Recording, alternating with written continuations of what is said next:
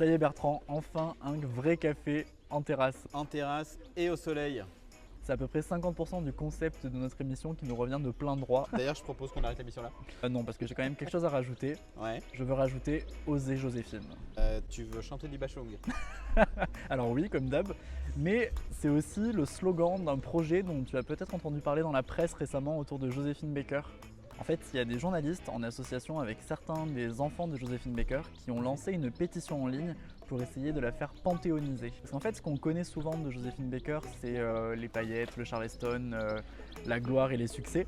Mais on connaît moins ses engagements, notamment dans la résistance pendant la Seconde Guerre mondiale, mais aussi son patriotisme profond et ses valeurs humanistes. Donc je te propose qu'on découvre tout ça en allant visiter les Milandes. Et le programme, ça va être quoi? Alors on va quitter Castelnau, puisque derrière nous c'est le château de Castelnau et pas celui des Milandes. On va aller aux Milandes, rencontrer la propriétaire des lieux qui va nous parler un petit peu plus de Joséphine. Ensuite on va faire un défi qui va être un hommage à Joséphine de manière un petit peu originale. Alors par contre, on est clair, moi je danse vraiment trop. Oui, t'inquiète pas, ça va bien se passer. Et on terminera l'épisode par une randonnée autour du château des Milandes pour découvrir le plus beau point de vue que tu puisses imaginer sur le château. Ah, j'ai trop hâte. Allez, un petit café, pour de vrai. Et on part en vadrouille pour de vrai.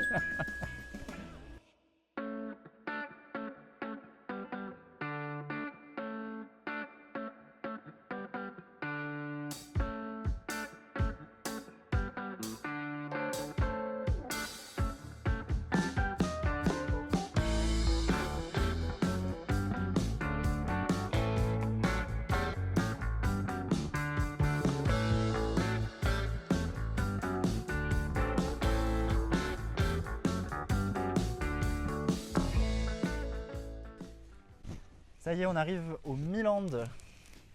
C'est beau, c'est un petit village N'est-ce en pas fait. Ouais, c'est un petit village, mais ce qui nous intéresse le plus, évidemment, c'est le château, qui a quand même été construit en 1489.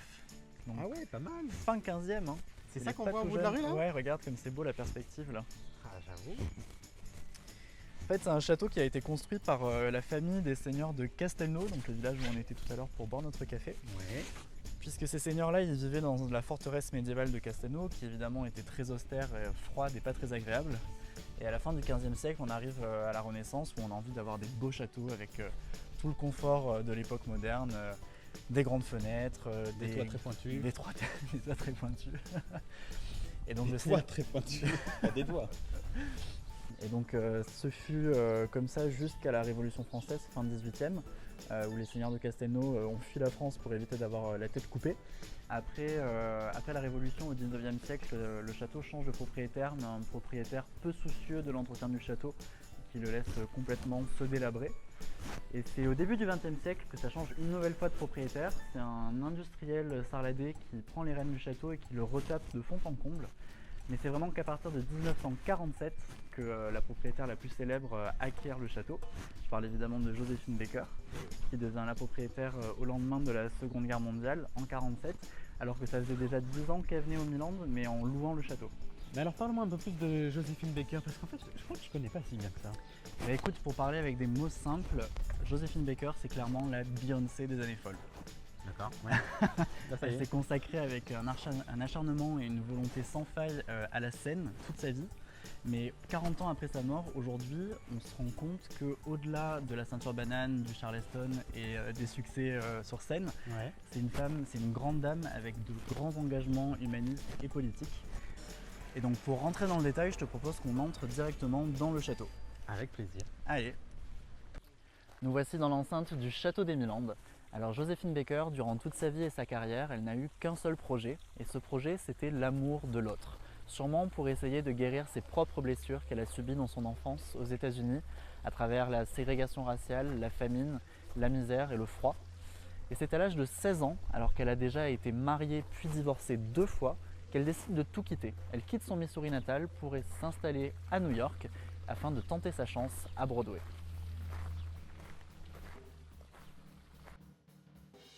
À une époque où en Europe on fantasme sur les États-Unis comme étant une terre d'opportunités, elle, Joséphine, décide de partir en France.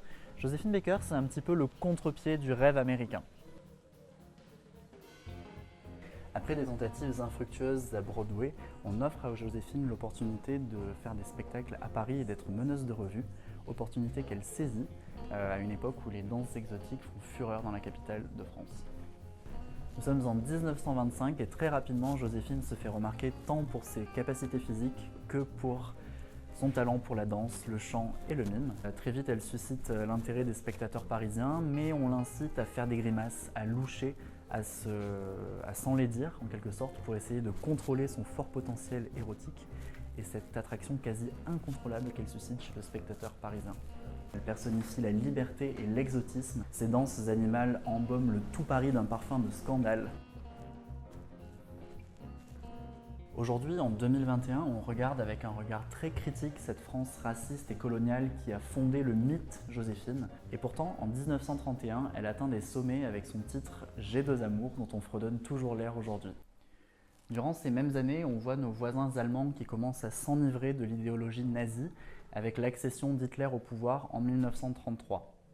En 1937, elle épouse son troisième mari, Jean Lyon, qui est d'origine juive, dans une époque où l'antisémitisme grandit de plus en plus en France, jusqu'à l'accession de Pétain au pouvoir en 1940.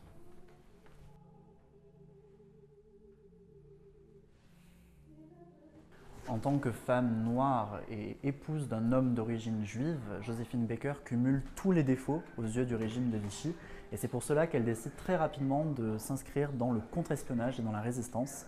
Une partie de sa vie qu'on va découvrir avec Angélique, la propriétaire du château d'Emilandes. Bonjour Angélique. Bonjour Alexandre. Merci de nous accueillir dans votre magnifique château. Avec grand plaisir. Voilà, on avait envie de vous interroger un petit peu sur la partie engagement et résistance de Joséphine Baker. Alors si j'ai bien compris, quand la Seconde Guerre mondiale a démarré, Joséphine Baker a voulu tout de suite s'engager dans le contre-espionnage, mais quand elle s'est présentée devant les résistants, on l'a accueillie un petit peu froidement, non ? Alors, certains l'ont accueilli froidement, mais il faut dire que le capitaine Apthé a été exceptionnel. C'est-à-dire qu'elle le rencontre au Vésiné, dans la villa qu'elle loue à ce moment-là sur Paris. Grâce à son impresario, elle rencontre le capitaine Apthé et elle va tout simplement lui offrir le thé en lui disant voilà, monsieur, je veux me donner à la France, faites de moi ce que vous voulez. Alors lui, au début, il s'était posé des questions, mais il l'a trouvé très sincère et il lui a fait confiance tout de suite. D'accord. Donc, pas de problème. Joséphine est quand même une très très bonne comédienne aussi dans tous les cas. Ok. Et alors, quelles sont les actions qu'elle a concrètement menées pendant la Seconde Guerre mondiale dans le cadre de la résistance ? En premier lieu, donc, alors qu'elle est à Paris, à ce moment-là, on l'envoie dans des camps de réfugiés. Elle joue en fait un peu à l'infirmière, elle secourt les gens, elle pose des questions. Alors, la première grande mission aussi qu'on lui donne, c'est d'aller chanter pour les Français sur la ligne Maginot. D'accord. Et là, pour elle, c'est très important de donner beaucoup de bonheur et de plaisir aux militaires qui sont là. Dans un premier temps, on se sert d'elle à travers ses talents de chanteuse et de… Oui, elle veut se donner à la France. Elle ne veut pas non plus, lors de la débâcle, elle ne veut pas chanter pour les Allemands, donc elle quitte rapidement Paris et elle arrive dans son château d'Emilandes qu'elle loue depuis 1938 environ. Alors, ce qui se passe ici, ce que j'ai voulu montrer dans cette salle, que j'appelle la salle de la résistance, c'est que notamment, je montre des armes, puisqu'elle cachait des armes au château. D'accord. Donc, elle les cachait soit dans la cave, soit dans le grenier. Elle a caché des amis juifs, de nombreux amis juifs, et puis surtout, elle aidait énormément les résistants du coin. Notamment un résistant qui s'appelait Monsieur Mallory, qui était notre voisin, et qui était le maréchal Ferrand.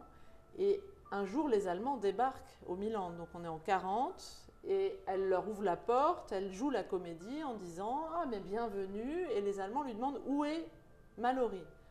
Et elle fait croire qu'elle a compris la mairie. Et donc, elle va tout bonnement leur expliquer qu'il n'est pas ici, que c'est à Castelnau, bien sûr. D'accord. Ah, c'est une histoire incroyable, voilà. Ça. Oui, oui. Alors, elle leur offre le thé quand même, elle les invite, et puis tout passe très bien. Pourquoi ? Parce que dans les années 30, elle est allée chanter à Munich. Au début des années 30, elle est allée à Berlin. Et les gens, finalement, les Allemands la connaissent comme étant la Vénus d'ébène, même si elle était controversée aussi à l'époque, là-bas.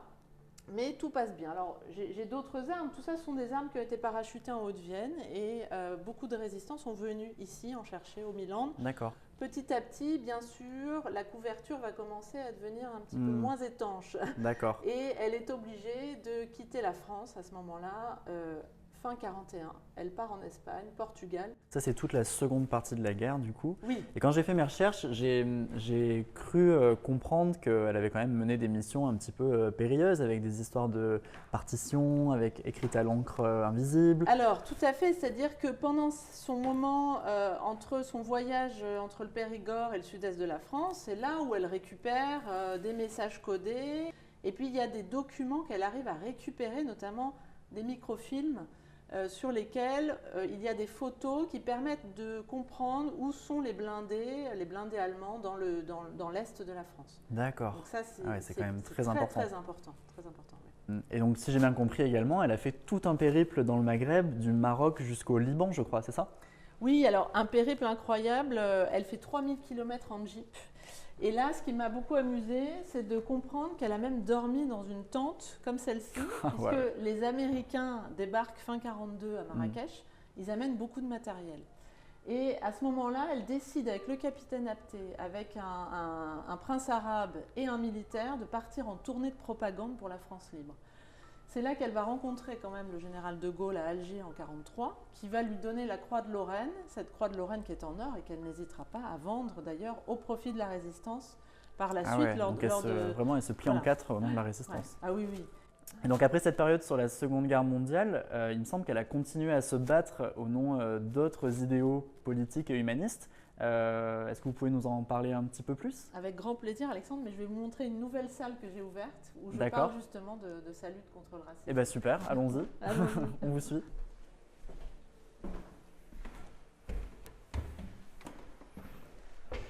Alors voilà, ici c'est une nouvelle pièce inaugurée il y a à peine 3 jours. Magnifique. C'est le dressing de Joséphine. Ouais, et j'avais très envie depuis longtemps de restaurer cette pièce.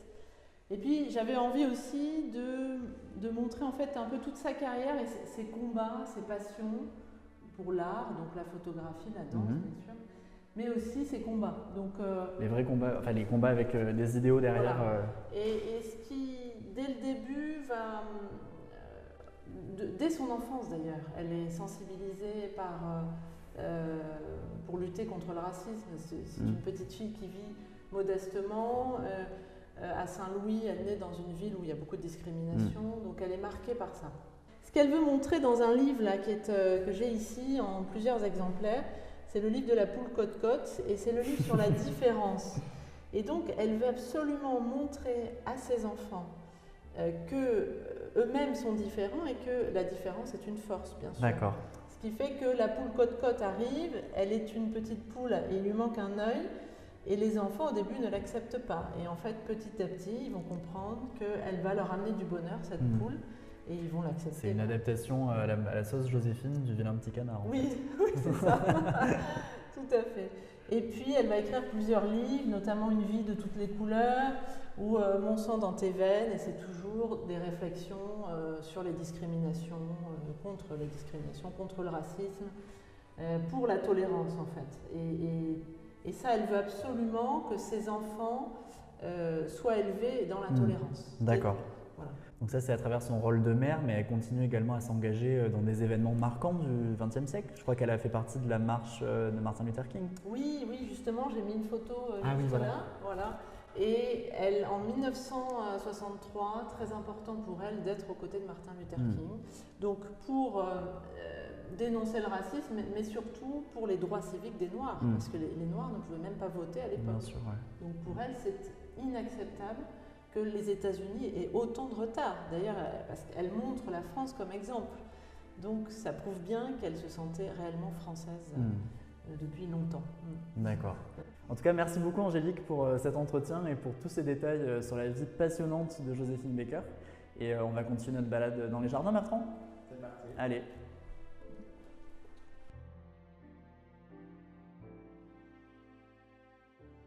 Quelle femme quand même cette Joséphine. Incroyable. Et si on en revient à cette histoire de panthéonisation, Ouais. aujourd'hui il y a combien de femmes au Panthéon? Alors il y a uniquement 5 femmes sur les 78 personnes qui sont résidentes. Ah, ça fait pas beaucoup. Ouais, effectivement, c'est pas beaucoup. Et beaucoup d'artistes? Pareil, pas énormément. On a uniquement 6 écrivains, dont Victor Hugo, Dumas ou Zola. Ouais. Un seul peintre et aucun musicien. Ah oui, donc c'est pas beaucoup de chance quand Ouais. même. D'ailleurs, il y a des débats sur d'autres femmes? Alors oui, en ce moment, il y a un débat autour de la personne de Gisèle Halimi, qui est décédée il n'y a pas très longtemps. Ouais. Mais il y a également des débats qui sont un peu plus anciens, avec par exemple Olympe de Gouges, Georges Sand ou bien Lucie Aubrac. Et alors selon toi, est-ce que Joséphine a toutes les qualités qu'il faut pour rentrer au Panthéon? Alors oui, déjà pour toutes les raisons qu'on a citées juste avant. Et je te propose ensuite qu'on laisse la parole à quelqu'un qui l'a connu de très près, puisque c'est un de ses enfants de la tribu Arc-en-Ciel, Brian Bouillon-Baker. Il a un petit message à nous dire, on regarde ça. Joséphine Baker, ma mère, ne fut pas seulement une artiste de music hall de renommée internationale, elle a aussi été une femme d'engagement et d'idéaux, d'abord avec la résistance durant la Deuxième Guerre mondiale, où elle s'est engagée, où elle a été décorée à titre militaire plusieurs fois. Ensuite, pour les droits civiques aux États-Unis avec Martin Luther King, et aussi avec la LICRA pour lutter contre le racisme et l'antisémitisme. Elle a aussi créé la tribu Arc-en-Ciel, cette grande famille dont je fais partie avec mes frères et sœurs, et qu'elle a choyée, mais aussi qu'elle a créée pour démontrer qu'un idéal de fraternité universelle était possible. Elle nous a aimés, elle nous a choyés donc, elle a aussi aimé la France, elle l'a servi. Alors pour toutes ces raisons, j'appelle celles et ceux qui le souhaitent à voter en ligne pour la campagne d'entrée au Panthéon de ma mère. Je vous dis à toutes et à tous, osons, osez Joséphine. Alors Bertrand, c'est Jardin des Milandes, est-ce que ça te plaît? C'est magnifique. La vue qu'il y a sur le château, c'est Bon, très, très beau. prépare-toi, c'est le moment du défi. Ah, je l'attendais. Ton défi Bertrand pour cet épisode spécial Joséphine, ça va être de lui rendre hommage en interprétant J'ai deux amours, ici dans les Jardins des Milandes, avec un jeune chanteur périgourdin qui s'appelle Bertou. Tu vas faire un duo sur une chanson de Joséphine Baker, donc chauffe-toi la voix. Et lui il chante, moi je danse ou comment ça se passe? Non, tu chantes aussi, Oh là là. mais tu peux chanter en dansant. Je connais même pas les paroles. Et ben vas-y, t'as 5 minutes pour te préparer. J'ai deux amours, mon pays et Paris.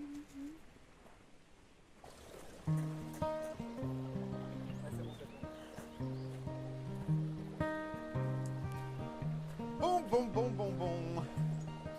Salut Bertou. Salut Bert, J'ai trop peur. t'as trop peur? Ouais. On m'a lancé un défi terrifiant. Il faut que je fasse un petit duo avec toi Ouais, on m'a mis au courant, ouais. pour rendre hommage à Joséphine Baker. Ouais, je t'ai concocté un petit truc. Ouais. J'ai deux amours de Joséphine Baker à la sauce Bertou. Ouais. On va voir ce qu'on peut faire. Ce que je te propose, c'est que je... les paroles. Ouais, c'est les paroles, je les ai imprimées comme ça, C'est sympa. tu peux suivre. Je vais jouer d'abord en solo et puis après je vais t'inviter à me rejoindre. Ok. Ça te va? Non, mais Non j'ai pas le choix. Bon, ben j'y vais. Allez, parti. On dit qu'au-delà des mers, là-bas sous le ciel clair, il existe une cité aux séjours enchantés. Et sous les grands arbres noirs, chaque soir, vers elle s'en va tout mon espoir. J'ai deux amours, mon pays et Paris, par eux toujours. Mon cœur est ravi, ma savane est belle, mais à quoi bon le nier? Ce qui m'ensorcelle, c'est Paris tout entier. Allez, Bert. J'ai deux amours, mon pays et Paris, par eux toujours. Mon cœur est ravi, ma savane est belle, mais à quoi bon le nier? Ce qui m'ensorcelle, c'est Paris tout entier. C'est Paris tout entier. Yes, défi réussi là, non? Oui. Merci beaucoup. Nickel. Franchement Bertou, merci beaucoup. C'était un honneur de chanter avec toi sur tes terres. Un honneur partagé. D'ailleurs, je crois que tu as sorti un nouveau single. Ouais, Est-ce que tu veux nous en jouer oui, avec plaisir. 2-3 notes? ça s'appelle Bref, tu me plais. J'en étais sûr. Et ça sonne, et ça sonne comme ça.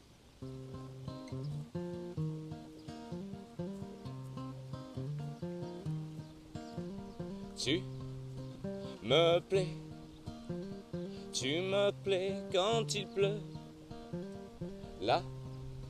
La pluie, la pluie sur tes yeux. J'ai vaincu les tempêtes, bravé les vents froids, ma poudre d'escampette contre ton mascara. Mais tu dis que la vie avec moi ça bouge trop. Tu voudrais bien nier, moi je suis pas un oiseau. Bref, tu me plais, tu me plais quand il pleut. La pluie, la pluie sur tes yeux.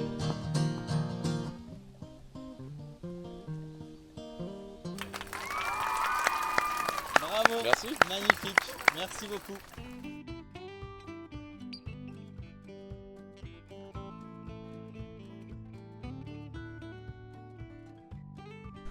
Alors, on va rencontrer Greg, qui est le patron d'Ecorando. Salut Greg, Salut, tu vas bien? bien à toi. Merci de nous accueillir. Alors, explique-moi un petit peu le concept d'Ecorando, en quoi ça consiste exactement? Le concept, c'était de démocratiser les chemins à tous et pour tous Ouais. sur des véhicules électriques et ludiques. Voilà, Ok. tout simplement. Et alors, nous, ce qu'on va prendre du coup, ça va être ce genre de véhicule, c'est ça? Voilà, donc vous, Ça va s'appelle être comment? un swing car. Ouais. Voilà, donc là c'est un simple et vous allez prendre un double avec un pilote et un passager. Ok, Voilà. bon. T'es prêt Bertrand? Grave. Eh ben allez, c'est parti. Vous allez voir, il n'y a rien de sorcier. T'as vraiment une grosse tête en général au niveau Ouais. du tour de tête. Ouais. Toujours la grosse tête. Allez, on est parti. T'es prêt? Oui, chef.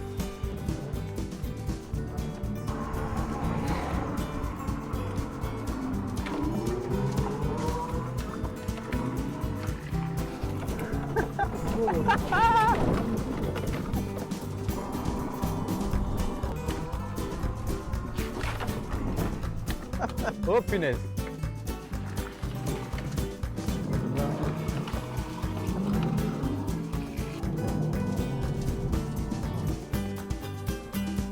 Wouhou! Et donc là-bas, c'est les Milandes.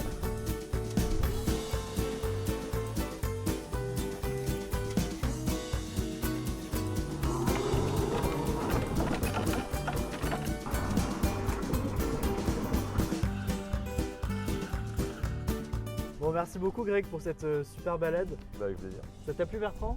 C'était génial. Bon, encore un grand merci. Et puis Bertrand, pour la fin de cet épisode, j'ai encore une petite surprise pour toi. Allez, on va faire la conclusion sur la Dordogne. T'es prêt? Go. Allez, let's go.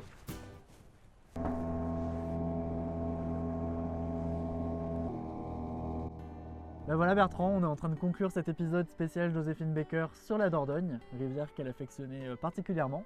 Ben alors qu'est-ce que tu as pensé de cet épisode? Écoute, franchement, j'ai adoré découvrir la vie de cette femme assez extraordinaire.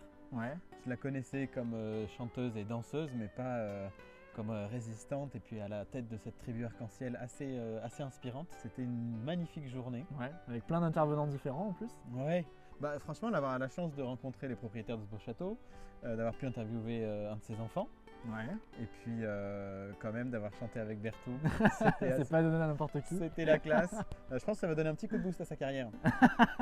Et puis c'était sympa de voir aussi Grégory comme ça, de voir voilà, un jeune qui essaye d'inventer une nouvelle façon de s'amuser en vacances et de découvrir ce beau pays qu'est la Dordogne. Carrément. Et quant à nous, on va laisser le mot de la fin à tous les intervenants qui ont participé à cet épisode.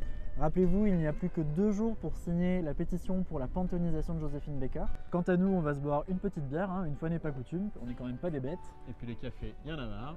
Allez, une petite bière sarladaise et on repart en vadrouille.